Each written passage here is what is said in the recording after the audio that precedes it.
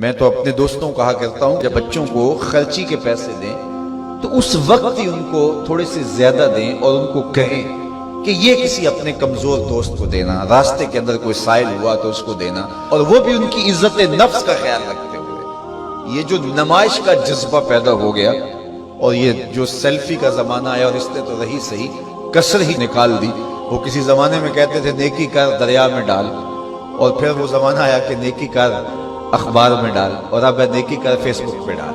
اب تو وہ تقوی، وہ جو للہیت، وہ تو ختم ہی ہوتی چلی جا رہی ہے۔ آج کل وہ اجتماعی شادیوں کا ایک رواج پیدا ہوا۔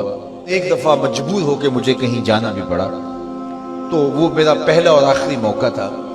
تو میں نے وہاں کہا کہ آپ نے مجھے جس مقصد کے لیے بلایا ہے، میں اچھائی کے کاموں کی تحسین کرتا ہوں، لیکن یہ منظر آپ کو مجھے اچھا اس لیے نہیں لگا کہ زندگی میں 3 مرحلے ہر شخص پہ آتے ہیں جب وہ مہمان خصوصی ہوتا ہے۔ جب وہ پیدا ہوتا ہے، کالا کلوٹا بھی کیوں نہ ہو، سارے اسے دیکھنے آتے ہیں۔ جب وہ عروسی کا جوڑا پہنتا ہے، چاہے مرد ہے چاہے عورت، تو اس وقت بھی سارے لوگوں کی نگاہ کا مرکز ہوتا ہے۔ اور تیسرا، جب سفید کفن اوڑھ کے آخری منزل کی طرف چلتا ہے تو سارا شہر کہتا ہے چلو اس کا منہ دیکھائیں۔ بلکہ اس کا یہ پروٹوکول ہے کہ امام کعبہ بھی ہو تو وہ پیچھے کھڑا ہوگا، اس کے جنازے کو آگے رکھا جائے گا۔ یہ اس کا اعزاز ہے، یہ اس کی تقریب ہے۔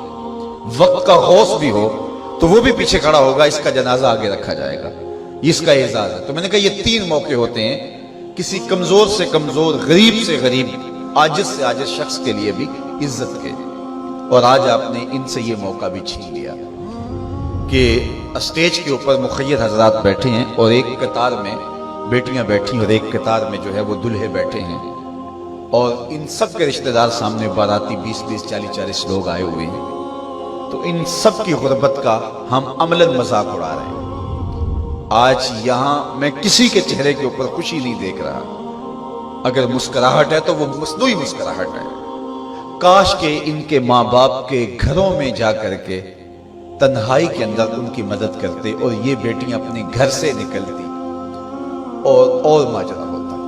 اب ان کی غربت کا گواہ آپ نے کتنے لوگوں کو بنایا، اور صرف اپنے اشتہار کے لیے۔ تو یہ مزاج پیدا کریں، عزت نفس نہ کسی کی مجروح ہونے دیں۔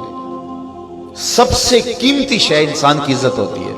کبھی آپ نے دیکھا ہو بارش پڑی ہو اور کیچڑ ہو اور کوئی بندہ پھسل کے گر جائے تو وہ بعد میں دیکھتا ہے کہ مجھے چوٹ آئی ہے کہ نہیں، پہلے یہ دیکھتا مجھے کسی نے دیکھا تو نہیں۔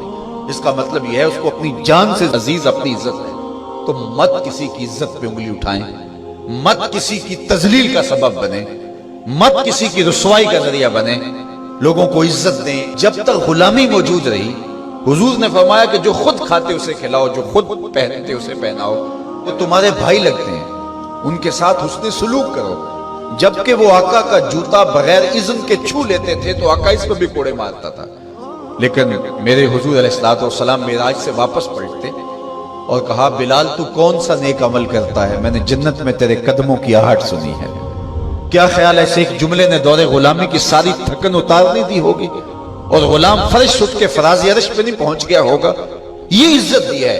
علامہ اقبال علیہ رحمہ نے وہ جو ابو جہل کا کعبے کے پردے کو پکڑ کے زاروں کے تار رونا ہے اور حضور کے خلاف رب سے شکایت کرنا ہے، وہ لکھا ہے۔ تو اس میں جو شکایتیں لگاتا ہے ابو جہل کعبے کے غلاف کو پکڑ کے، تو اس میں ایک شکایت یہ لگاتا ہے کہ از محمد سینہ ما زار زار، ہمارا سینہ بڑا دکھی ہو گیا ہے، اس شخص نے تو ہمارے نظم کو خراب کر دیا ہے۔ با غلام خیش بر یکخاں نشست، یہ جو دین لے کر آیا ہے اس دین کے اندر یہ سبق ہے کہ غلام اور آقا ایک دسترخوان پہ بیٹھیں گے، اور اگر غلام اور آقا ایک دسترخوان پہ بیٹھ جاتے ہیں تو پھر کہاں گیا ہمارا قریش کا سردار ہونا؟ تو یہ تو ہمارا سب سسٹم تلپٹ ہو جائے گا۔ لیکن میرے حضور یہ دین لے کر آئے تھے، انسان کی بنیادی عزت کو بحال کرنا تھا۔ اور حجۃ الوداع کے موقع پر حضور نے پاؤں تلے جس طرح کسی چیز کو روندا جاتا ہے اس طرح کچلتے ہوئے فرمایا آج کے بعد میں تفاخر ختم کرتا ہوں، کسی عربی کو اجمی پر، کسی اجمی کو عربی پر کوئی فخر نہیں ہوگا، کوئی فضیلت نہیں ہوگی، نہ کالے کو گورے پر اور نہ گورے کو کالے پر۔ فضیلت کا معیار کیا ہے؟